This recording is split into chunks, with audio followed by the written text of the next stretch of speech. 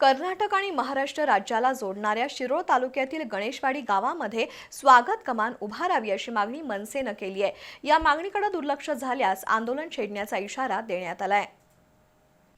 शिरोळ तालुक्यातील गणेशवाडी हे गाव महाराष्ट्र आणि कर्नाटक राज्यांच्या सीमेवर आहे। दोन्ही राज्यातील प्रवासी याच गावातून ये-जा करतात। गावात प्राचीन गणपती मंदिर आहे। गणेशवाडीपासून श्री क्षेत्र नृसिंहवाडी जवळच आहे, त्यामुळे कर्नाटकातील भाविक गणेशवाडी मार्गे दत्तगुरूंच्या दर्शनासाठी येतात। एकूणच गणेशवाडी हे गाव धार्मिक आणि पर्यटनाच्या दृष्टीनं अत्यंत महत्त्वाचं बनलंय। या गावात मोठी स्वागत कमान उभारावी अशी मागणी मनसेचे तालुका उपाध्यक्ष संतोष पाटील यांनी केली आहे। या ठिकाणी गणेशवाडी हे शेवटचं टोक आहे। या ठिकाणी या सीमाभागावर एक मोठ्याच्या मोठा असं श्री गणपतीचं मूर्ती सहित स्वागत कमान हे या ठिकाणी उभारलं गेलं पाहिजे असं सर्व गणेशवाडीच्या ग्रामस्थांच्यातून मागणी होत आहे।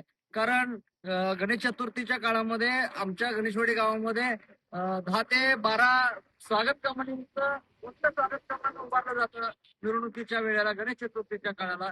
हेच गणेशवाडीचं एक वैभव आहे, गणेशवाडीचं आकर्षक आहे।